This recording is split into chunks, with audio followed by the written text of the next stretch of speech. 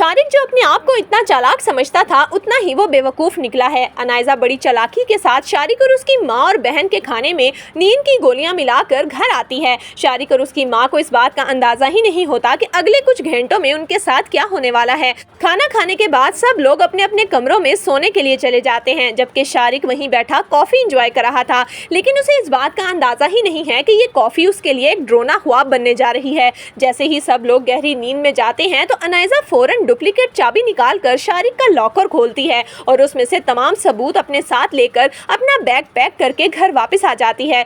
अगली सुबह जब शुमाइला की आंख खुलती है तो उसका सर भारी हो रहा था। वो अपनी माँ को उठाती है और कहती है, अम्मा हम इतनी देर सो गए, देखो सुबह के 12 बज रहे हैं। जैसे ही शारिक की माँ उठकर बाहर की तरफ आएगी तो अनायजा को अपने कमरे में ना देखकर वो हैरान हो जाएगी। अनायजा की अलमारी के सारे दरवाजे खुले थे और उसके कपड़े भी नहीं थे। शुमाइला अपनी माँ को कहती है, अम्मा मुझे लगता है कि अनायजा घर से भाग गई है। शारिक की माँ फौरन भागते हुए शारिक को उठाएगी और कहेगी कि हम लुट गए, अनायजा सब कुछ लेकर चली गई। तूने जो सबूत संभाल कर रखे थे ना, वो लॉकर भी खुला पड़ा है। शारिक जब ये देखेगा तो उसके गुस्से का पैमाना लबरेज हो जाएगा। वो गुस्से से अपनी माँ को कहेगा कि अम्मा मैं अनायजा को नहीं छोड़ूंगा, मैं अभी उसके घर जा रहा हूँ और जाकर उससे पूछूंगा कि आखिर उसने हमारे साथ क्या किया।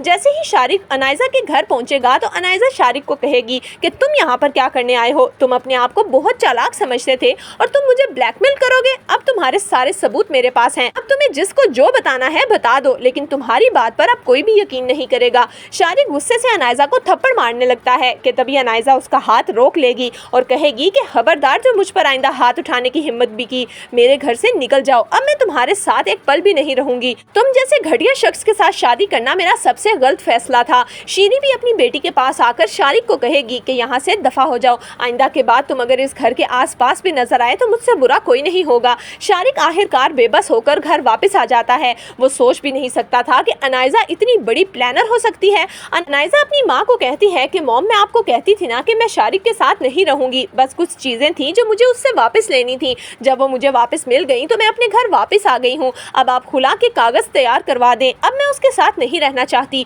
शीरी भी ये सुनकर खुश हो जाती है और अनायजा को कहती है, अनायजा ये तो बहुत अच्छा हुआ, तुम अब शारिक के पास वापस नहीं जा रही, लेकिन अगर तुम्हारी शादी असफन से हुई होती तो ये नौबत ही ना आती। जिस पर अनायजा अपनी माँ को कहेगी कि मॉम मैं अपनी गलती सुधारने के लिए बिल्कुल तैयार हूँ। असफन को छोड़कर मैंने बहुत बड़ी गलती की, लेकिन अब मैं मिरहा से असफन को वापस छीन लूंगी। जबकि दूसरी तरफ असफन और मिरहा एक दूसरे के काफी करीब आ चुके हैं। असफन मिरहा को एक सरप्राइज देना चाहता है, इसलिए वो अपनी माँ के पास आता है और कहता है, मॉम मुझे बिजनेस ट्रिप के लिए जर्मनी जाना है, मैं चाहता हूँ कि मैं अपने साथ मिरहा को भी ले जाऊँ। जब से हमारी शादी हुई है ये कहीं नहीं गई, इसीलिए अगर आप इजाजत दें तो क्या हम जा सकते हैं। जिस पर असफन की माँ फौरन कहेगी, हाँ बेटा जरूर जाओ, मिरहा तुम्हारी बीवी है और तुम दोनों अगर खुश रहोगे तो इससे बड़ी खुशी मेरे लिए और क्या होगी। मिरहा असफन की ये बात सुनकर काफी ज्यादा खुश हो जाती है। उसे तो इस बात की तवक्को ही नहीं थी कि असफन अब उसके बगैर एक ट्रिप भी नहीं कर सकता। तो दोस्तों आपके ख्याल में क्या असफन और मिरहा का ये खुशगवार ट्रिप आखिरी होगा और क्या अनायजा मिरहा और असफन की जिंदगी में दोबारा से वापस आ जाएगी?